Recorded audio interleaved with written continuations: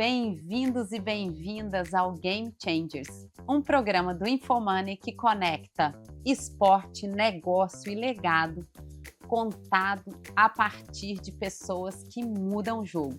Eu sou Heloísa Rios e meus convidados e convidadas são personalidades que inspiram não só pelo que realizam, mas pelo que compartilham. E uma alegria hoje estar recebendo aqui um super tenista, empresário, autor, comentarista, um apaixonado pelo desenvolvimento do tênis no Brasil e no mundo, que tem mudado o jogo depois das quadras, fora das quadras e olhando esse poder de transformação. Bem-vindo ao nosso programa, Fernando Meligeni. Obrigado pelas palavras. Prazer estar aqui. Prazer estar podendo contar um pouquinho da minha história, da história do meu esporte, do esporte que eu tanto amo e que tanto ajuda tanta gente. Vamos começar a falar do seu esporte? Final de Roland Garros, 3 ATPs, destaque nas Olimpíadas de 96. Me fala mais um pouco disso, mas nos bastidores a gente falava 500 jogos... Campeonatos. 500 campeonatos jogos. 500 campeonatos. 500 campeonatos e 11 vitórias. Fala mais sobre isso. O esporte tênis é um esporte, eu não gosto de colocar ele como melhor ou pior do que nada. Todos os esportes, todas as profissões, elas são incríveis e têm seus desafios. Mas o esporte tênis é uma loucura, para falar a verdade. Porque é um esporte individual, que ao mesmo tempo você não está sozinho, porque você é um time. Então a gente sempre fala, mas é individual? É, na hora que você entra na quadra, na hora que você vai desempenhar. Como você aqui, você está apresentando, mas você tem um time por trás. Então, enorme. Toda hora você está nessa briga do individual versus o coletivo. Mas, ao mesmo tempo, é um dos poucos esportes que o atleta aprende a perder. Porque mesmo os caras mais incríveis, como o Big Three, que tanto se fala, com a Serena Williams, uma das maiores ou a maior vencedora da história, ganhou 24, 25 Grand Slams, como Djokovic, Federer, Nadal, perdem quase toda semana. Eles perdem menos, é verdade. Né? E aí é onde entra. Eu joguei 500 torneios na minha carreira. As pessoas batem palma por mim, falam que eu fui incrível. E eu falo, gente, joguei 500 torneios, ganhei 11. 489 semanas da minha vida, eu perdi.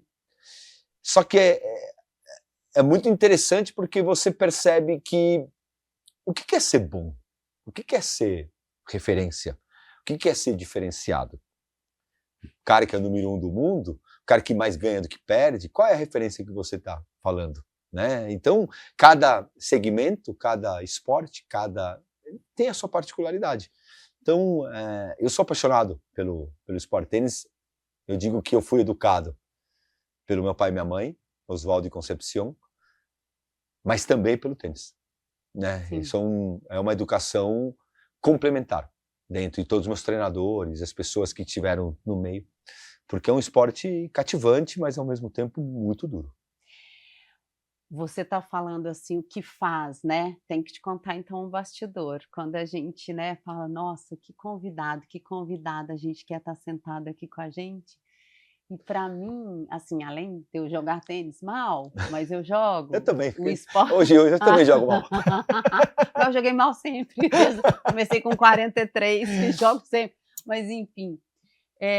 O que me chama muita atenção na sua vida, né, ela é de uma pluralidade muito interessante, né, um argentino naturalizado, vamos falar um pouco das histórias fortes do relacionamento com teu pai, mas quando eu olho, assim, eu olho um Meligeni com essa disciplina de quando era atleta, do ganho e do perde, você é sempre muito divertido, eu já te vi em vários campeonatos, te vi em vários eventos também, com um amigo também em comum, que é o querido Neco. Mas aí você faz uma coisa que também é muito interessante, que é a transição, né? E você hoje é muito plural, você é muito especialista. Mas todas as vezes que eu já te vi falando, e agora também de uma forma muito interessante, você como jornalista, você olha, e com destaque, né, que a gente falava do João Fonseca, você olha o ser humano que está ganhando e perdendo. Então você fala assim, o que faz uma pessoa de sucesso depende da pessoa, depende primeiro dela mesma, do que ela quer, né. Se você Uhum. atinge o objetivo que você tinha dentro do seu coração, você é uma pessoa de sucesso. Mas com essa visibilidade para inspirar, o que a gente vê em você é essa pluralidade. Mas me conta do começo, você diz que foi empurrado para o tênis. O tênis ele apareceu, a gente não vem de uma família tenística, né, meus pais vieram da Argentina para o Brasil, meu pai era fotógrafo publicitário, minha mãe quase foi professora, principalmente de matemática, e a gente acabou entrando no tênis porque eles começaram a jogar, como você começou a jogar, e mais ou menos na mesma idade, mais velho, meu pai começou a jogar tênis, meu pai jogava futebol, aí ele sofreu um acidente, ele era goleiro, ele sofreu um acidente numa pelada ali, num jogo bobo, ele quase morreu por causa de uma joelhada que ele tomou, Uau. e eu fui colocado no tênis. Eu tive a grande sorte, eu sempre falo, de ter um primeiro professor que mudou a minha vida, que se chama Uhum. José Flávio Nunes, hoje está em Goiânia, que é como se meu segundo pai. Que é aqueles Ele que a gente mudou. chama de É um mestre. mestre, você pode chamar ele de tudo, eu vou dever a vida inteira para ele, ele fala, nossa, como você é grato, ele sempre me fala, eu escrevo muito sobre ele, e ele fala, como você é grato, eu falei, Nunes, eu nunca vou poder pagar os ensinamentos. O primeiro dia que eu entrei numa quadra de tênis, você botou a mão no meu peito, eu com 8 anos de idade, com todo carinho, e falou, calma, seja bem-vindo ao melhor lugar do mundo, onde você pode ser Uau, quem você quer ser e sonhar por tudo que você quiser. Imagina uau. uma criança com 8 anos esperando para entrar na sua primeira aula de tênis e ter um mestre A que tinha primeira aula, não foi o 19. primeiro campeonato. Não, primeira aula, Que tinha demais. 19 anos de idade ele. Uau. Pobre, como ele me conta, andava 3 horas, 2 horas para chegar na casa dele, né? Ele que foi órfão, uma história absurda, linda, e ele dando tudo para mim. Então, já começou por ali. Aí meu pai percebeu e me deixou com isso. Meu pai trabalhava horas, minha mãe também trabalhava muito, trabalhava durante a tarde, e eu ficava no clube jogando com ele, e ele me levava para casa, o Nunes, uma pessoa queridíssima. E o tênis me ensinou a querer ganhar, a querer ser o melhor que eu podia ser. Eu aprendi, escutei essa frase do meu pai a vida inteira, não queira ser o número 1 do mundo. Seja o melhor Fernando que você pode ser. Essa frase para mim, ela batia, eu perdia, eu ganhava, eu saía feliz do clube, eu voltava triste do clube, você foi o melhor Seja o melhor. Fernando hoje? Ah, fui. Tudo bem. Perdeu? Perdi. Ah, mas perdi 6-0, 6-1. O cara deveria ser melhor que você. Se você foi sua melhor versão, e o cara Uhum, te ganhou 6-0, 6-1, ele é melhor que você. uhum. Então, eu fui educado por pessoas muito incríveis, né? Então, meu pai sempre me incentivou ao esporte.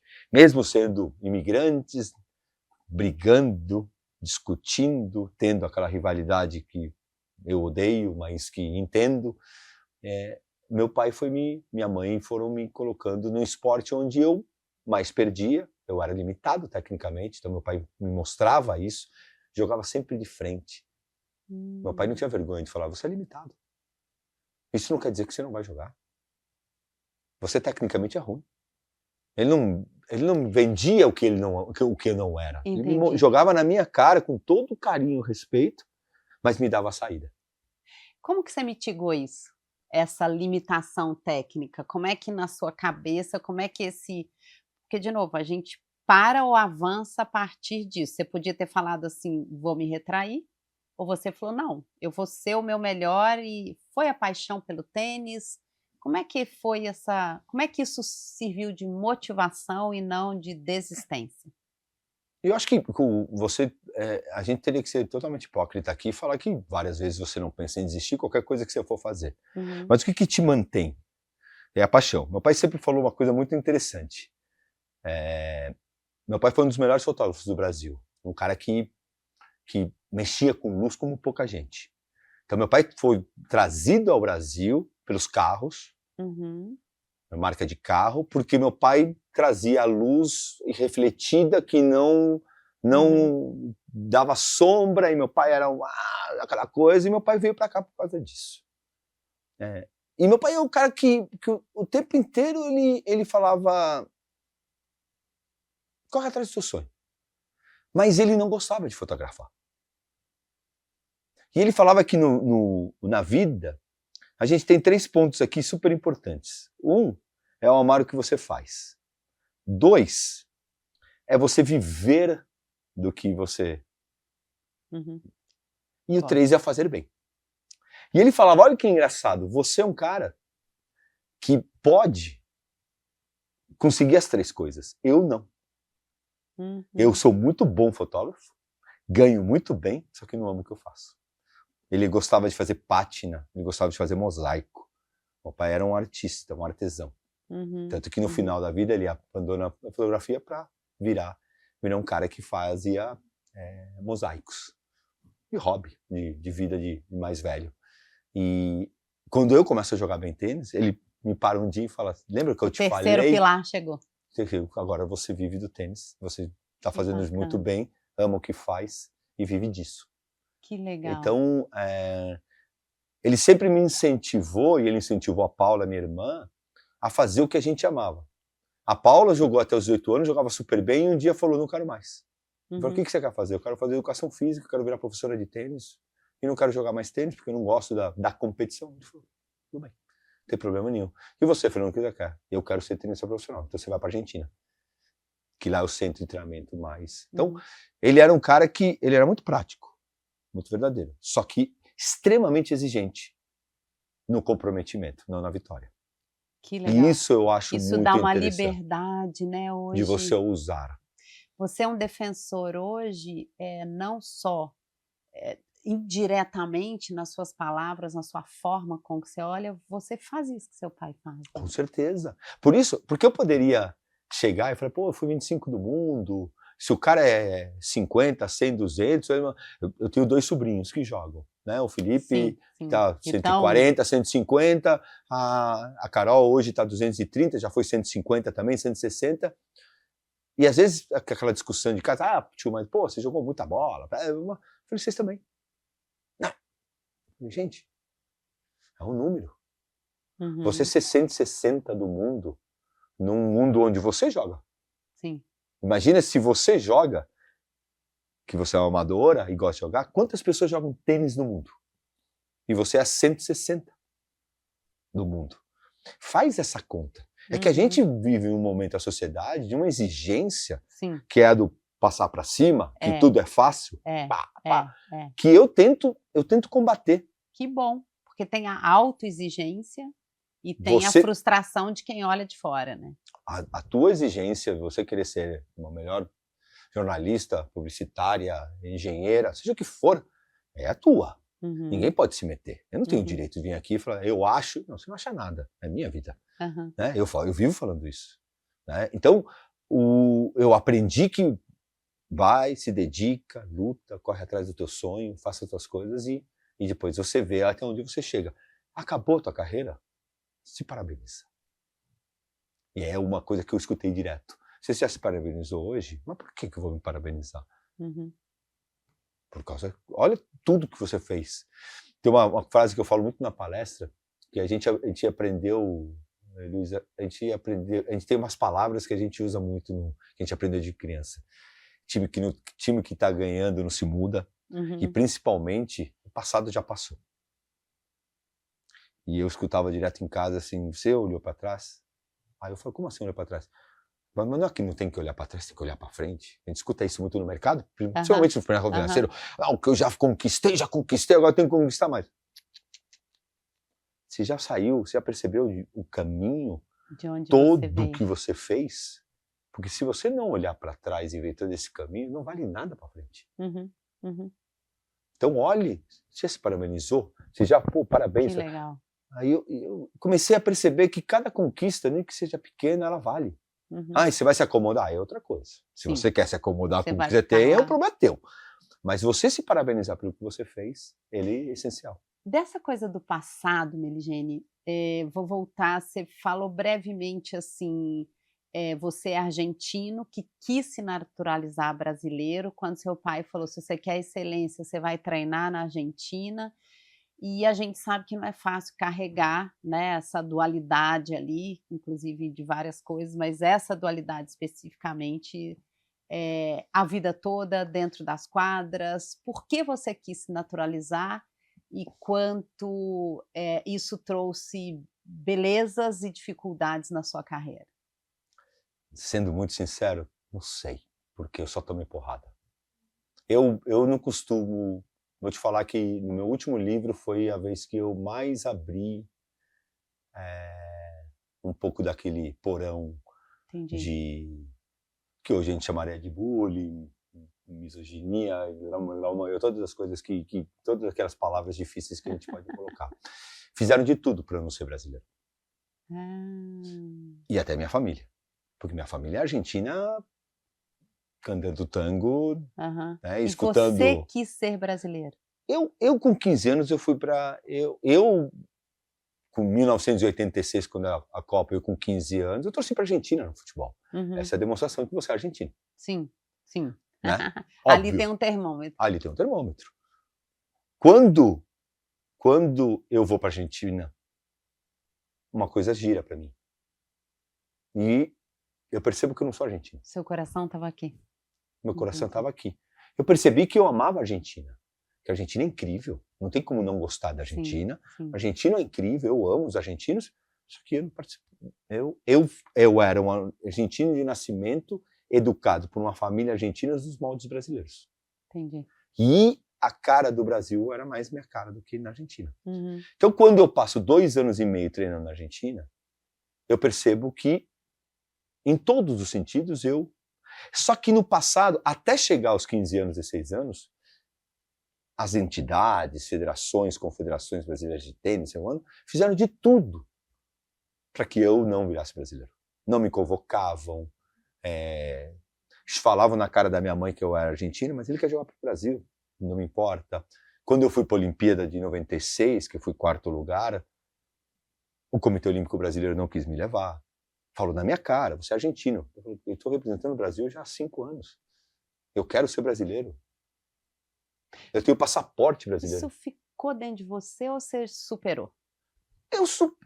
Eu superei, Luísa, porque eu aprendi que os lugares são dirigidos por pessoas.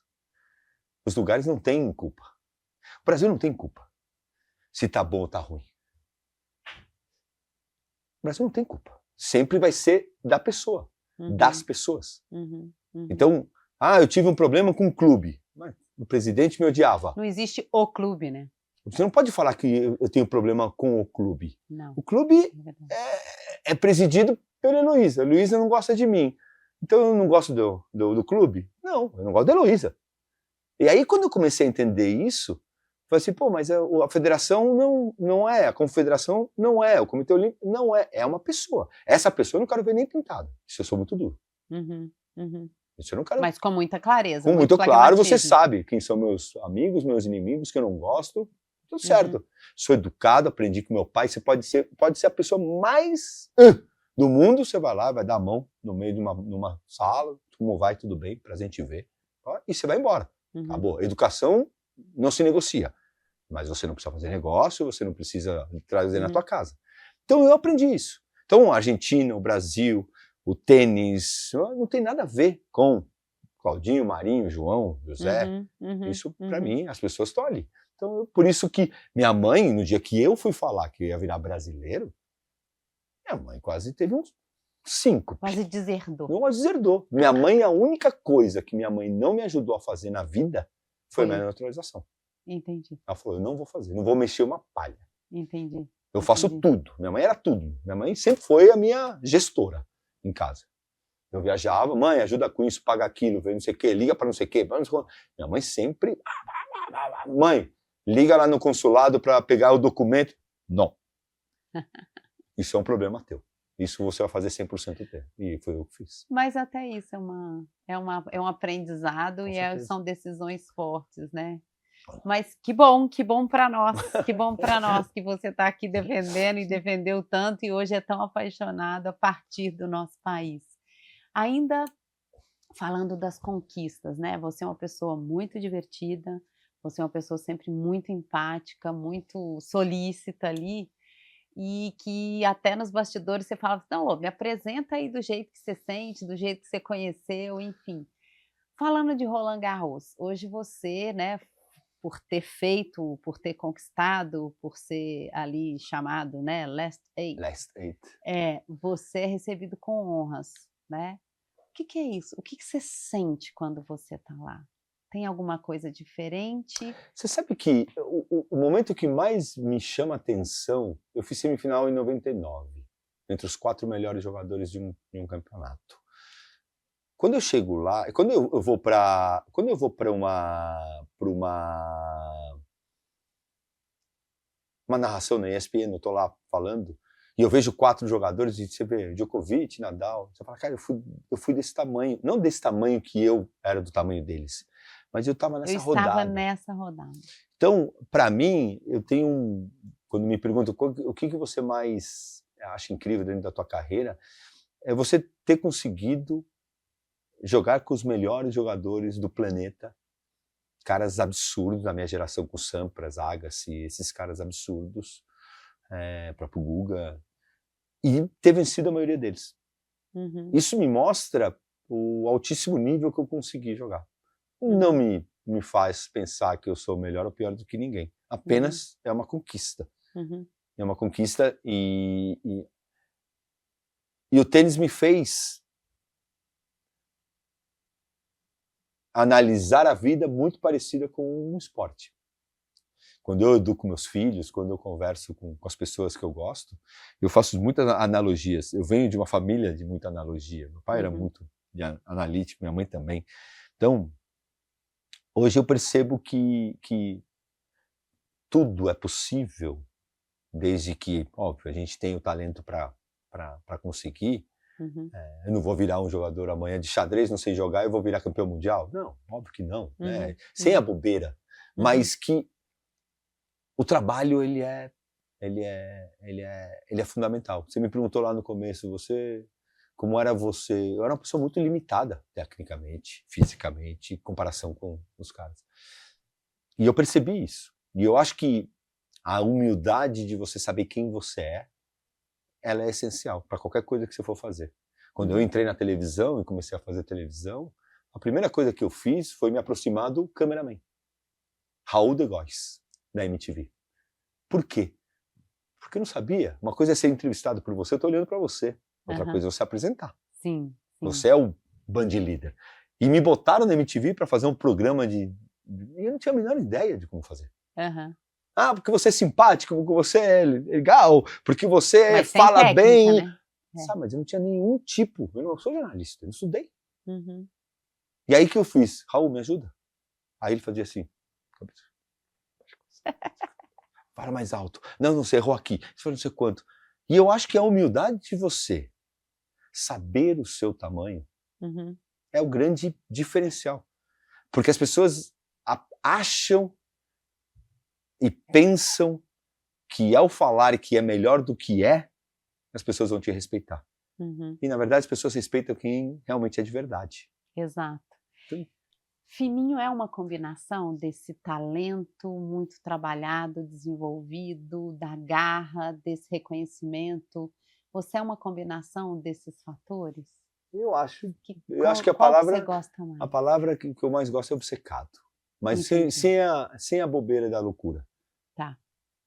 Sem a Uma pessoa que doença. trabalha, mas e a família? Tem tempo para a família, tem tempo para o trabalho.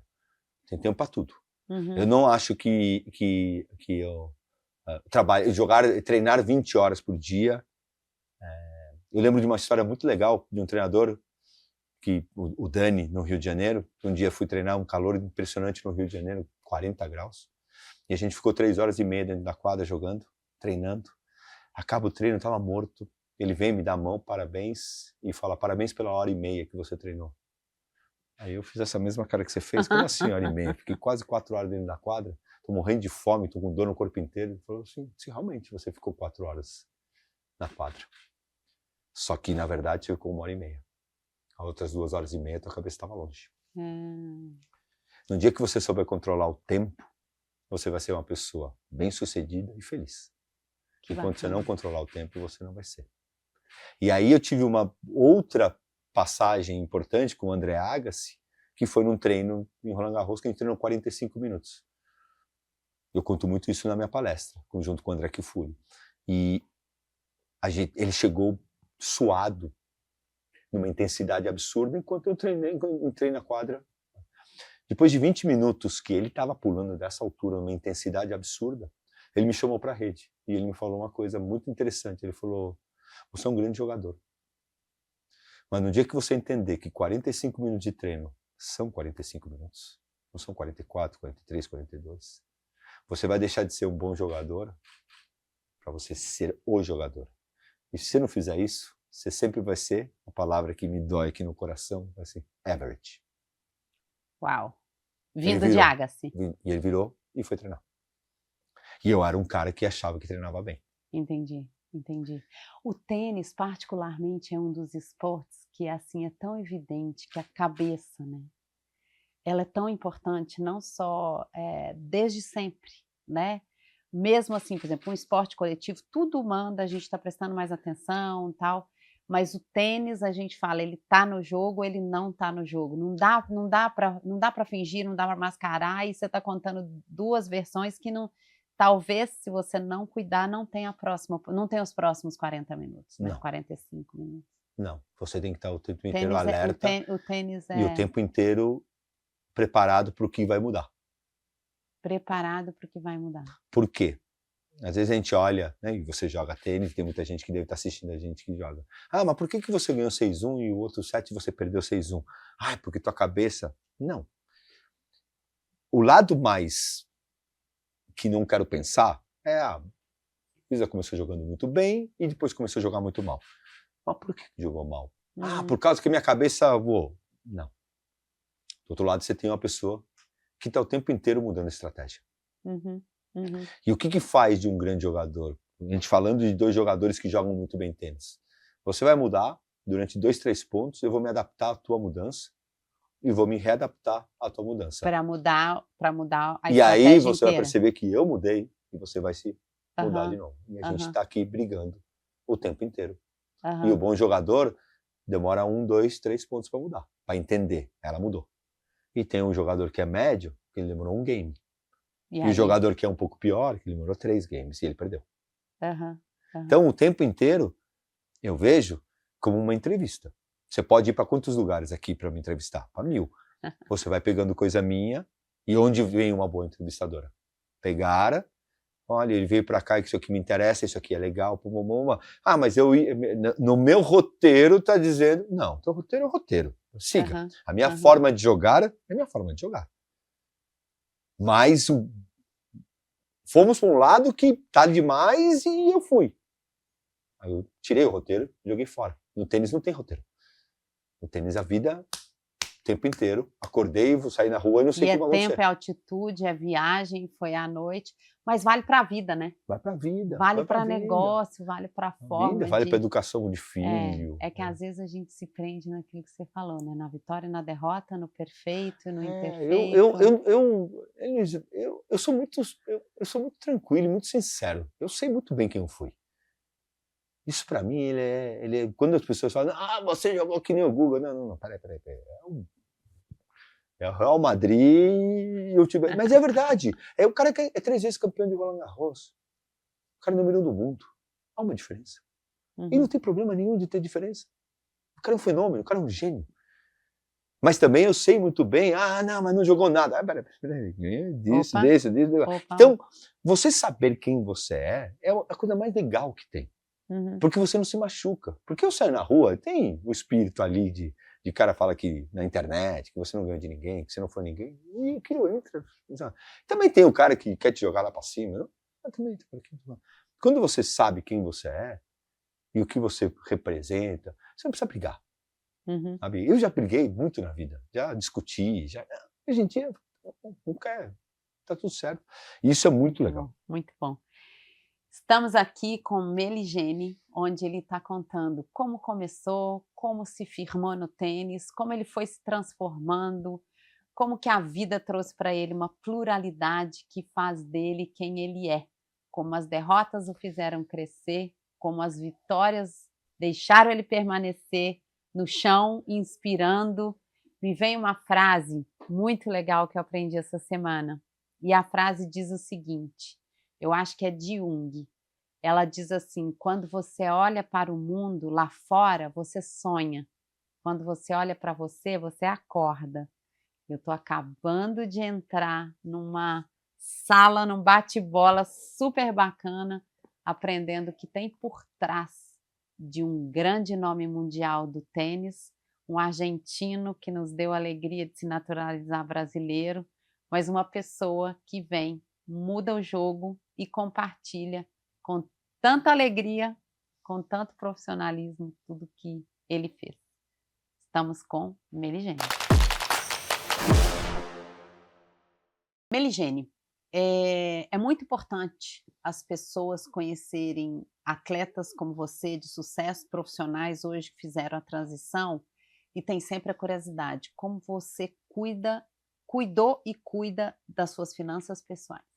Você sabe que eu venho de uma família, de um pai principalmente, que tinha muito medo do mercado financeiro, e olhava mais pelo lado da pedra do que investir. Uhum. Então ele sempre me ensinou que quando eu guardasse um dinheiro, eu tinha que comprar um apartamento, uma casa. E foi exatamente assim que o tenista, ele é um cara que gasta muito dinheiro. Uhum. Eu nunca fui um cara que, mesmo eu tendo sido o melhor jogador juvenil do mundo, que nos dias de hoje já te daria uma independência financeira rapidamente, você vê, não me comparando, mas o João Fonseca foi número 1 do mundo juvenil.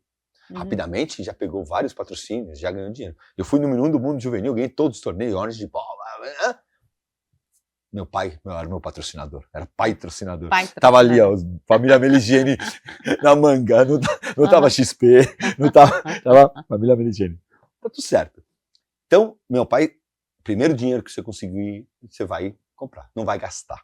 Uhum. E eu acabei comprando um terreno, na verdade uma casa pequena no Frade, depois um terreno no Frade. E meu pai sempre falando, guarda dinheiro, cuida do dinheiro. Mas uma coisa muito interessante, porque ao mesmo tempo que ele falava, cuida, investe. Tá. Investe no teu time. Pague o melhor time que você pode ter. Legal. Não quero você com um treinador mais ou menos. Se você pode ter esse, nos teus números, esse, agora não vem gastar na bobeira aqui, na bobeira ali. Então, eu fui um cara que fui guardando dinheiro. Aí tem uma passagem muito interessante, que meu pai foi morar em Angra, meu pai abandona, né, se aposenta da fotografia e vai morar no Frade. Compra sua casa, e eu compro meu terreno, e aí meu pai fala, vamos investir, vamos fazer uma casa. Foi quando começamos a pensar, botamos as estacas no terreno, e um dia meu pai estava em Monte Carlo, jogando os torneios ali, em 1999, e meu pai toca o telefone do quarto, meu pai, ofegante, fala, Fera, tem algum negócio para você? Não sei quanto. Eu falo, que negócio? Ah, não, pô, sabe a casa do lado do terreno em Angra, que é super grande, uma casa grande, com 4 quartos, 3 andares, gigante. Aquela casa que você fala, jamais vou conseguir comprar. Ele falou, está à venda. Eu falei, que legal, né? E ele fala, não, e o cara quer vender, ele ficou sabendo que a gente quer fazer uma casa, e ele quer vender. Eu falei, pai, eu não tenho esse dinheiro. E ele me fez comprar a casa sem o dinheiro montante que estava, e mesmo dentro do circuito. Uhum. Essa casa virou, durante anos, a nossa casa. Meu pai nunca me deixou vender a casa, em vida. Eu fui vender minha casa há poucos anos atrás, quando eu casei, não sei o quê, quando meu pai morreu, eu vendi a casa. Uhum. Porque ele falava que era a minha aposentadoria. Tá. E realmente a casa se valorizou muito, consegui ganhar um bom dinheiro com ela.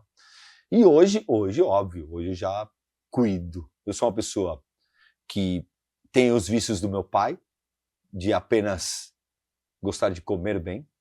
Uhum. Coisa boa. E mais nada.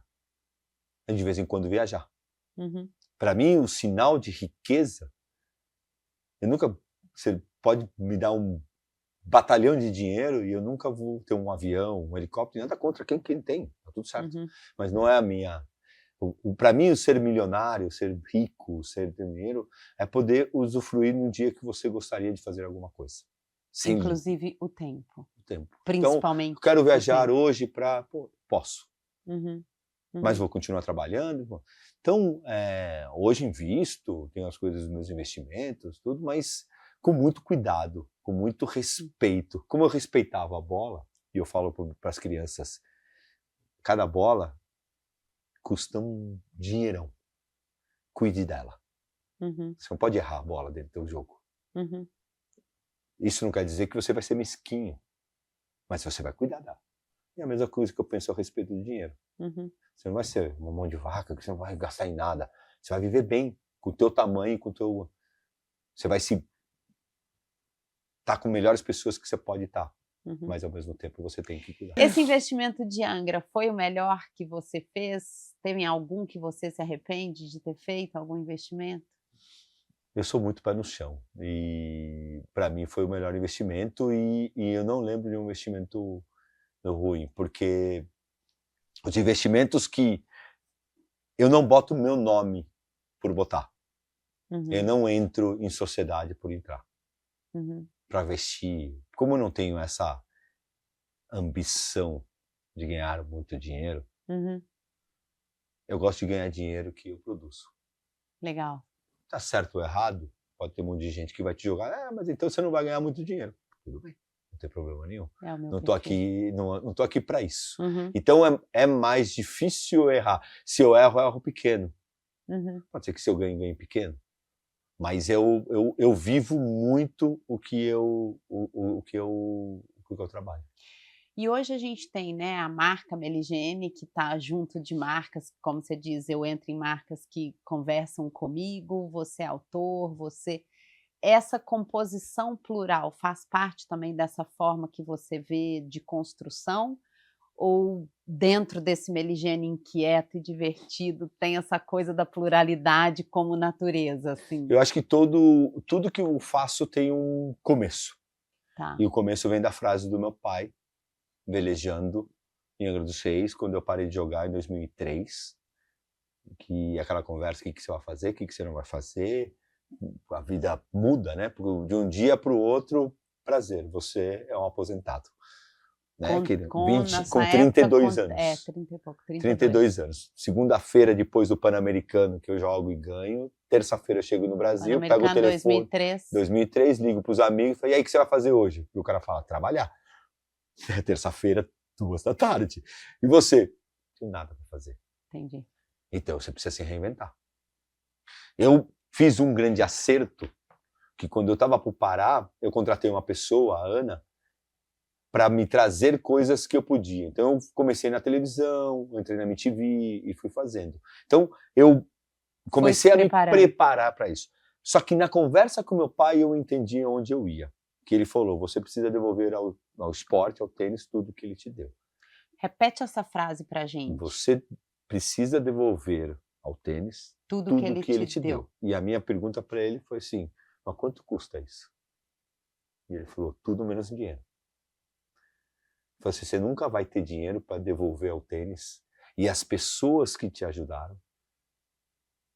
Você nunca vai poder pagar para o Nunes o que ele fez por você, para o Ricardo Ascioli, para o Henrique Pérez, para o Marcelo Meyer, para todos os teus treinadores, para o Gringo, nada.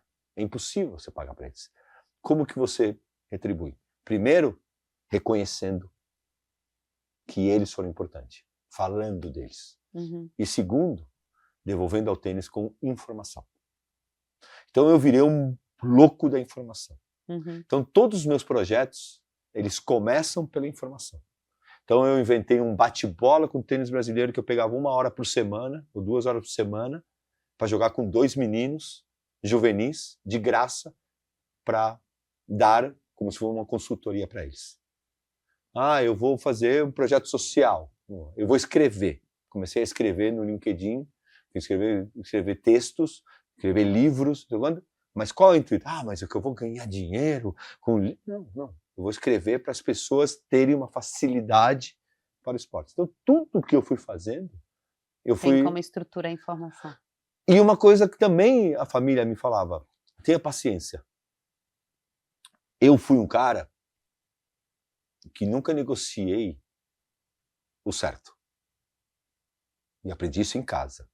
O certo é o certo. Ah, O certo compreendi. o certo não tem curva. E eu lembro uma frase com meu pai, quando eu me indispus, que não queriam me levar para a Olimpíada, e eu me indispus com o Brasil e comecei a falar o que eu sentia. Meu pai falou uma coisa muito interessante. Ele falou: temos 2 tipos de pessoas. O político, que ele vai um pouco mais reto ali, e vai mediando as coisas, ou o caminho que você está querendo ir, que pode parecer reto, mas ele é muito mais longo. E vai demorar muito para as pessoas entenderem o que você quer.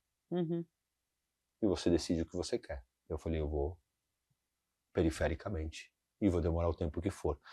Vou te falar uma coisa, Luísa. Eu parei de jogar tênis há 22 anos. E o Brasil me redescobriu quem eu sou mesmo há 3. No sentido de respeito verdadeiro, respeito pelo tenista que jogou bem. Isso eu sempre tive. Se eu tenho um carinho, as pessoas têm um carinho, entendam bem o que eu vou falar.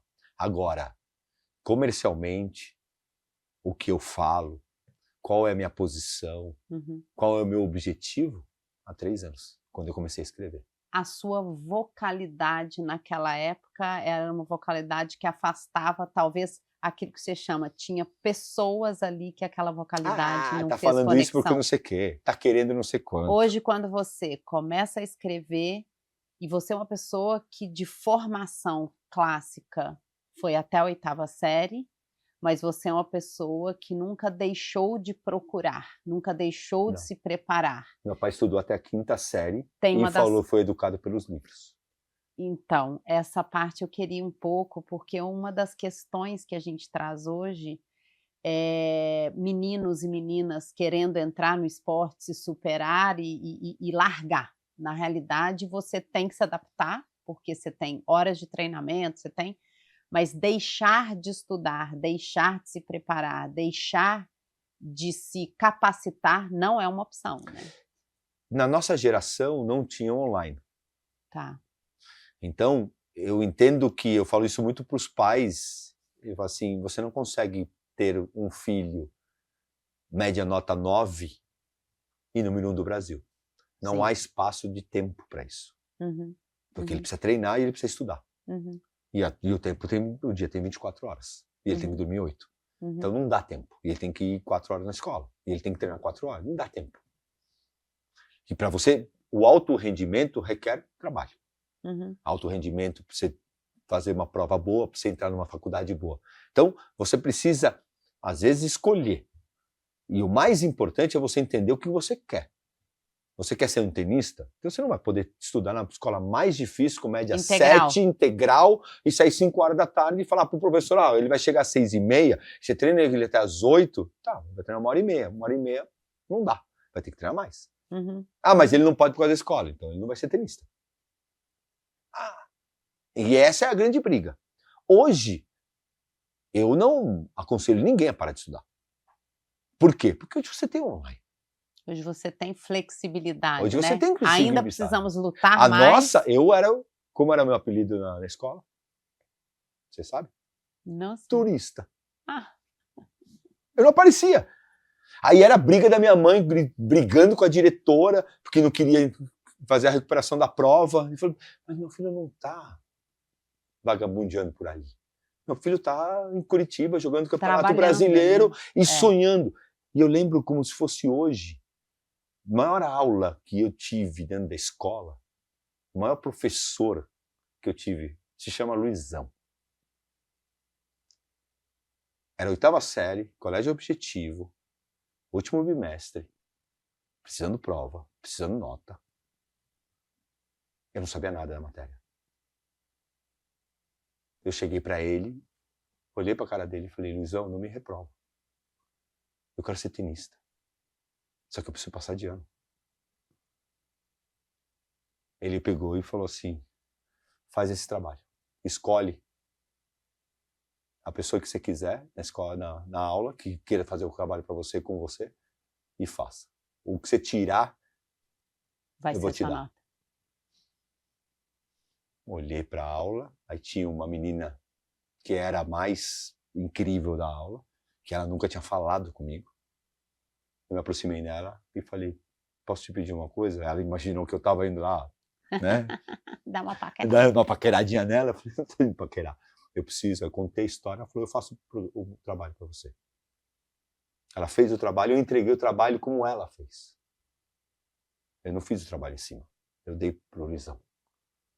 O Luizão me deu 10 e eu passei de ano. E a coisa mais incrível que eu vivi foi ele na aula. Ele externou. Falou, vou contar uma história para vocês. Aconteceu isso, o Fernando.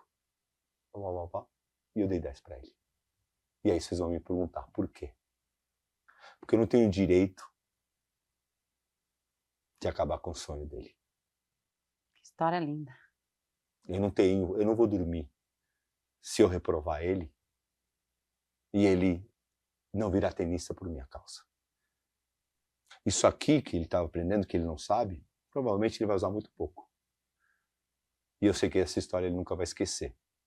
Então, eu acho que a gente é movido a pessoas incríveis que passam pela vida. Nunca mais eu vi o Luizão na minha vida. Olha só. Mas ele vai estar te escutando. Com certeza. Mas ele te acompanhou, com certeza, com certeza.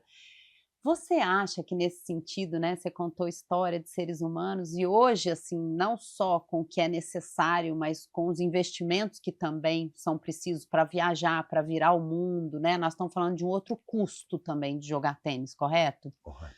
Você acha que, por exemplo, a gente falou do João Fonseca, né? O patrocínio da XP, que acreditou nele lá atrás, você tem outras empresas brasileiras que a gente conversava, que tem um olhar para os atletas olímpicos, né? A gente tem olhares para o futebol que são diferentes, mas principalmente atletas individuais. Você vê as marcas com mais consciência de apoiarem esses jovens atletas? O que mais poderia ser feito no nosso país para a gente dar oportunidade para tanto talento que a gente tem em tantos esportes? Qual o seu recado para as marcas? Eu acho que as marcas estão fazendo o que tem que fazer. As marcas, elas entram ou saem de um esporte pela própria organização. A minha crítica nunca vai para as marcas, sempre vai para as entidades e para o lado governamental, do lado... Eu acho que a gente não descobriu o esporte como realmente ele é no nosso país. Uhum. A gente olha o esporte apenas como resultado final. O resultado final, João Fonseca, Bia Haddad, Guga, seja quem for, lógico que ele é uma que vai chegar. Mas a quantidade de coisa que ele produz, que ele ajuda, não sei se você sabe, mas 80% dos nossos professores de tênis são ex-pegadores de bola. Mais de 50% vem da favela.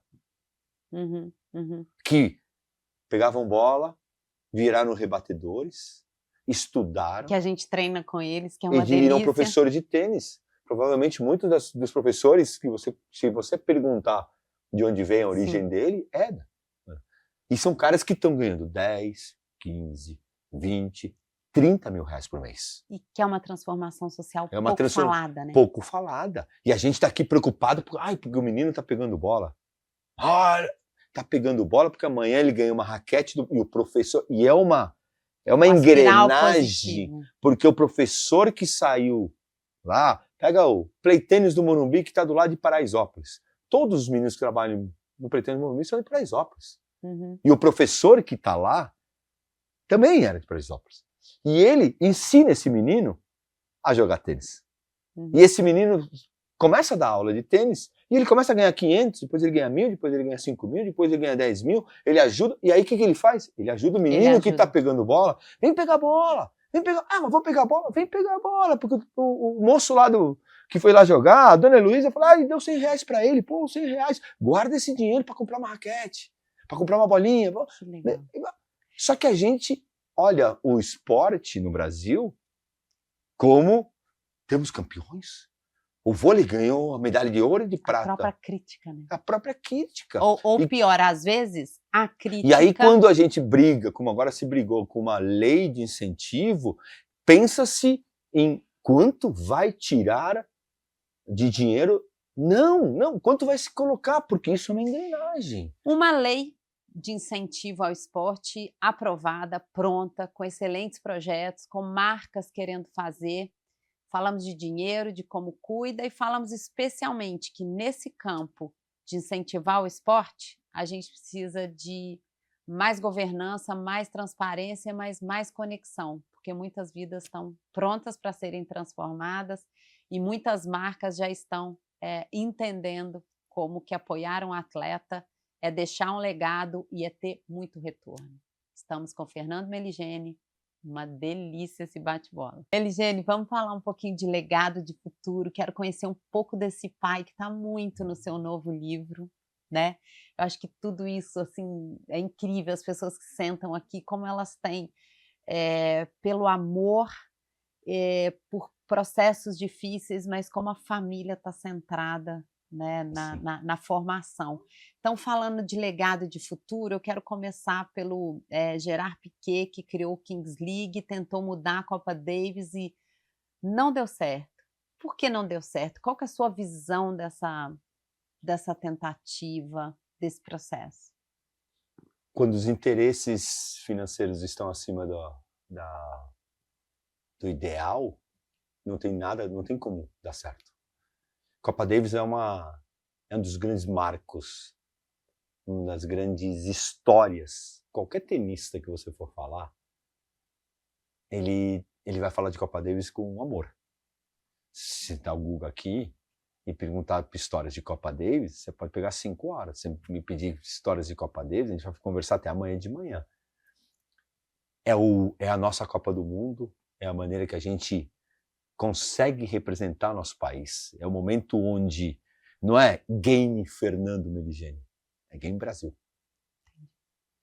E aí vem uma pessoa que não é do meio, que viu uma oportunidade, escutou alguns jogadores que, obviamente, em qualquer coisa que você vai fazer, qualquer empresa, vai ter gente que vai falar bem, gente que vai falar mal, e muita gente que vai falar do interesse próprio.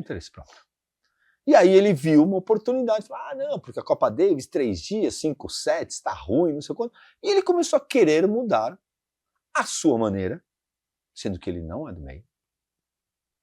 E ele pegou a Copa Davis, comprou porque ele tinha um fundo muito grande, muito forte, muito pesado, no momento onde a entidade que gerencia não tinha tanto dinheiro, e foi lá e comprou. O que ele fez? Ele destruiu a Copa Davis. A Copa Davis hoje não existe. Ele usou um nome milenar, respeitadíssimo, para fazer do jeito que ele gostaria, que todo mundo sabia que ia dar errado. Mas os melhores jogadores do mundo não gostavam de jogar. Não jogaram com ele, não jogaram sem ele, não jogaram com ninguém, porque aí é uma outra história. Então, eu acho que o ensinamento, e nada contra o Piqué, o ensinamento o mundo está evoluindo, o mundo está melhorando, temos inteligência artificial, temos isso, temos aquilo, só que a gente não pode nunca esquecer nossa essência, nunca quem somos. E não é porque o mundo muda que você vai mudar tudo. Tem coisas que são legais. E o retrô é legal também. E o passado é legal. A gente pode esquecer do passado. A gente estava falando, temos que olhar para trás. Exato. Não quer dizer que agora essa nova geração... Eu vivo respondendo isso, Luísa. Quando falam assim, não, porque essa nova geração dessa molecada... Não. Será que é a molecada que está errada ou será que somos nós que não educamos eles como nossos pais educaram a gente? Eu conversei sobre isso hoje e a gente estava discutindo, eu estava prestando atenção, né? Você tem filhos um pouco mais novos. Eu olhei e falei assim, bem, essa nova geração é, por exemplo, o meu filho, que está entrando no mercado de trabalho agora, com seus estágios. Essa é a geração que eu me dedico tanto mas que ela é fruto do que eu fui também. Ela é Mas fruto do meu lugar de mundo, ela é fruto talvez do que eu não queira mas aprender, então é sobre nós que você nós sabe uma estamos coisa que eu falando, falo né. direto pro pai que fala isso pra mim? Eu falo assim: "Tá, você quer que teu filho jogue tênis?" Aí ele falou: "Eu quero muito que meu filho jogue tênis. Semana que vem você tem que ir pra Piracicaba, para um campeonato com ele." Aí ele No fala: "Ah, final não, de mas eu semana. quero ir pra Baronesa, eu quero ir pra não sei aonde." Eu falei: "Não, mas você vai ter que ir pra Piracicaba porque teu filho joga o campeonato." É. "Ah, tá bom, eu vou. E semana que vem você vai ter que ir pra Santos, porque tem um campeonato em Santos." "Ah, não, mas aí eu não quero." Então você não quer que teu filho jogue. Você não quer acompanhar teu filho. Meu pai foi para Santos. Não foi Uhum. para Piracicaba, Ribeirão Preto, foi para Gramado, foi para Bahia, foi não sei o quê, blá, blá, blá, blá. E meu pai abdicou do fim de semana dele, sendo que ele era um velejador que amava a vela, amava velejar, para ir me acompanhar e me levar, não é me acompanhar, me levar. Porque eu tinha 12, 13, 11, 14 anos, eu não podia ir. E, É eu, uma e, vida de e, ele, dedicação. e ele fez. Meu pai falou uma frase muito legal, que emociona muito, que ele fala assim: meu maior projeto de vida foi a construção da carreira do Fernando. Isso é um baita de um orgulho para mim. Eu queria pegar um gancho aqui e falar das gerações de tênis, mas com tanta intensidade que você trouxe seu pai, agora vamos falar dele? Vamos falar do seu novo livro? Vamos. Vamos falar desse livro que traz esses ensinamentos que deveria chamar Charlas com Vamos. Oswaldo e acabou vindo com uma coisa muito mais do coração. Como que surgiu a ideia de conversar com muito mais dessa história que te fez e você fez a história com ele? Eu comecei a escrever sem nenhuma pretensão. É muito interessante porque muitas das coisas que eu faço, eu não tenho interesse. Eu não penso no que vai dar. Quando eu comecei a escrever, "Ah, mas você quer fazer o quê? Uma palestra? Você quer fazer um livro?" Não, eu quero escrever. Eu quero fazer isso, eu quero fazer aquilo. E esses novos projetos que vêm na minha cabeça é eu devolver, é informação. E eu começava a escrever e me vinha um pensamento, uma fala do meu pai.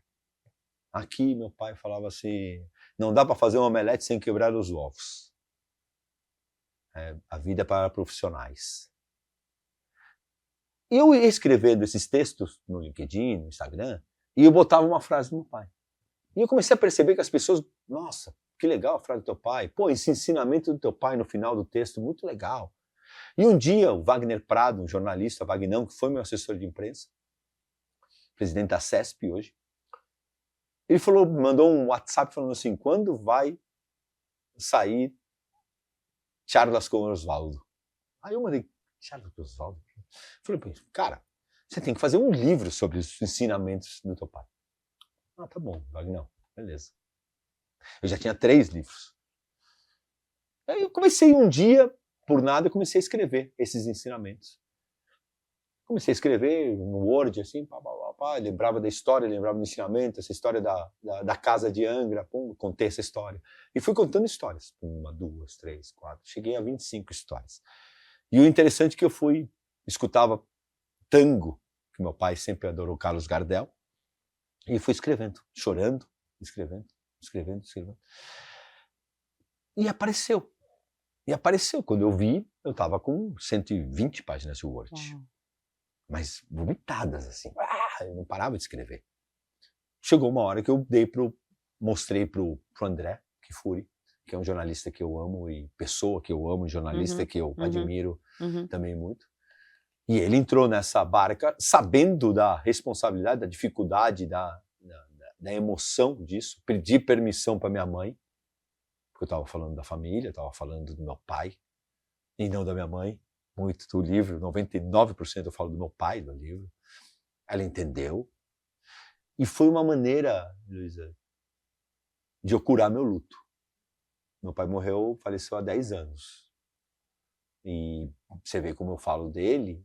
E foi a única maneira de eu poder me expressar e conversar com ele. É como se eu estivesse todo dia conversando com ele, quando eu escrevo as coisas dele.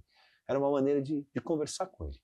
De agradecer tudo que ele fez por mim, tudo que ele abdicou. Então o livro As Decisões do Coração Estão Sempre Certas é muito minha cara. Que legal. Porque eu sempre decidi com o coração. E hoje é interessante ler porque você vê quem recebeu esses ensinamentos, a forma, como você falou, o pai de um atleta. Vamos trazer mais esse livro para a tona, para ler. E eu te disse que a gente ia pegar esses ensinamentos e a sua visão e uma pessoa que senta do outro lado hoje para comentar. Eu queria saber a sua visão sobre as gerações dentro do tênis brasileiro, né? A gente se recorda muito de grandes nomes, né, como o seu, como o Guga, e aí indo na nossa ídola ali de sempre, Maria Esther Bueno, né, Thomas Koch. Thomas Koch e tantos outros tenistas. Eu comecei a treinar com o Givaldo Barbosa. O Gica, lindo. Gica incrível, incrível, incrível. Então, assim, parando por aqui, né, porque tem muita gente para a gente colocar, o próprio Neco, né, campeão de ATP, que transformou de outras formas também o tênis. Gerações muito fortes ali, depois é quase que se a gente tivesse tido um break, mas também ao mesmo tempo pessoas, e eu acompanho ali a Rede Tênis Brasil, iniciativas de popularização, de aproximação, para a gente voltar a ter uma geração. Aí aparece Bia, Vitória, eu com muito carinho hoje tenho, né, o quanto a gente está despontando no tênis em cadeira de roda, né, ali no comitê. Legal. Como é que você vê esse futuro que nos espera? Você vê o que falta alguma coisa? A gente precisa conectar mais negócios, questões, atletas. Como é que nós estamos? A gente vê uma Itália voltando, a Argentina na excelência. Como está o Brasil e o que precisa ser feito para a gente revelar mais talentos e desenvolver esses talentos para campeões mundiais? Sendo extremamente sincero e direto, como eu sempre gosto de ser, e sem querer machucar ninguém, mas o nosso esporte ele foi saqueado durante anos. Geração Guga, geração Fernando, Jaime Oncins, Luiz Mata, Cássio Mota, Kirmair, muita gente passou por ali e não fez bem ao tênis. Eu falo de dirigentes, pessoas, tivemos grandes empresas, vocês mesmos, estiveram dentro do tênis. Aí você olha e fala, será que eu vou? Será que eu fico? O que faz a empresa ficar? Credibilidade. Certeza. Durante um tempo, tinham muitas pessoas que queriam ajudar, mas muitas pessoas que faziam mal para o tênis. E o tênis tocou. Ao mesmo tempo que tocou o auge dos nossos resultados com a era Guga, tocou o fundo do poço da Polícia Federal entrar numa Confederação Brasileira de Tênis. Então, podem falar o que quiserem, podem ficar bravos, mas a gente tocou o fundo do poço porque todas as empresas que estavam se foram. E aí a gente tem que dar mérito a uma pessoa. E eu, de política, eu sou zero. Eu não dou. O Rafa, que foi o último presidente da CBT, pegou a CBT quebrada e trouxe credibilidade. Aí botou banco no meio, botou várias empresas que começaram a voltar a acreditar. Voltou a acreditar, voltou a ter dinheiro. Voltou a ter dinheiro, voltou a ter investimento. Voltou a se olhar para o jovem. E o resultado começa a vir. Ah, por acaso? Não.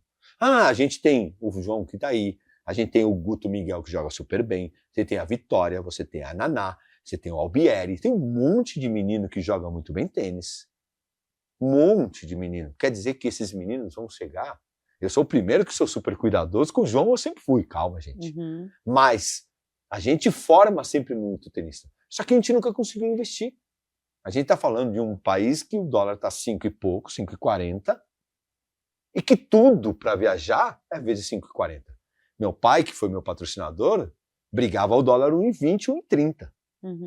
Então uma passagem custava $1.000, custava $1.300, continua custando hoje $1.200, $1.300, só que hoje custa R$10.000 quase, R$8.000. O hotel que custava só $100, hoje custa R$500, antes custava 100.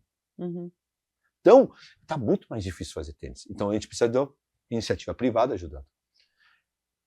Tenista, a gente sempre teve. Melhores e piores. Fenômenos como o João, Aparecem fenômenos como o Guga, aparecem uma vez na vida, uma na morte.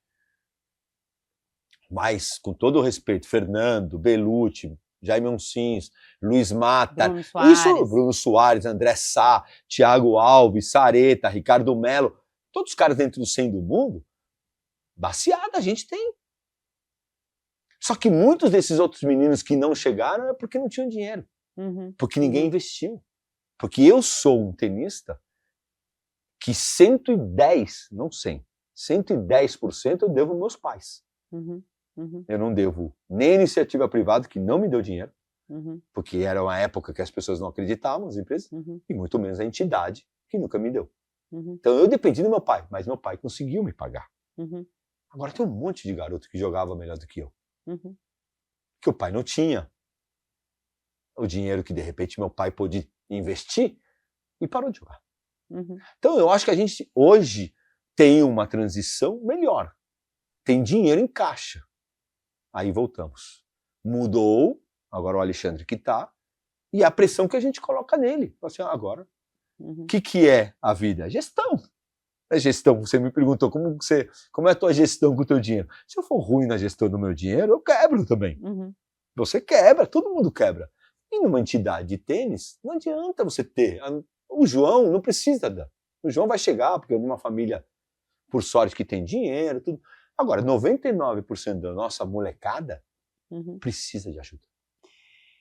E aí que faz sentido esse nosso papo, porque eu acho que tudo que você trouxe inspira. A gente termina falando aqui de governança, a gente termina falando da importância da gestão, a gente termina falando de marcas que estão se interessando, de gestores com outra visão, de capacidade de cobrança, né, que é o que você traz, nós estamos aqui para cobrar, de um COB que acabou também de fazer uma revolução e mudar de gestão, né, de colocar, de um pacto pelo esporte, de um COB.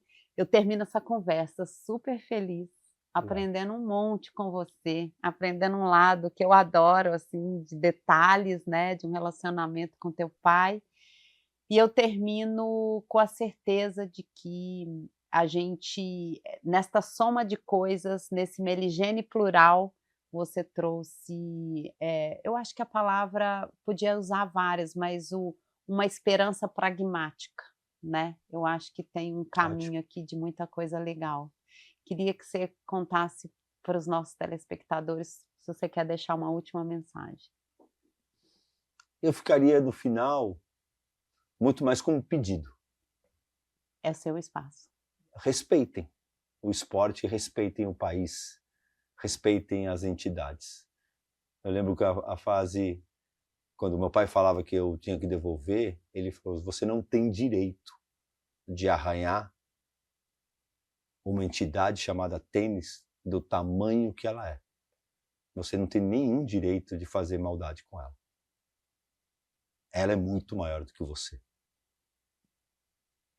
O tênis é maior, o país é maior do que as pessoas, esse lugar é maior do que a gente. Então, cuide do que não é seu.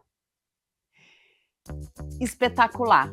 A gente termina com essa lição, com Meligene, campeão dentro das quadras, nos contou o que formou esse campeão.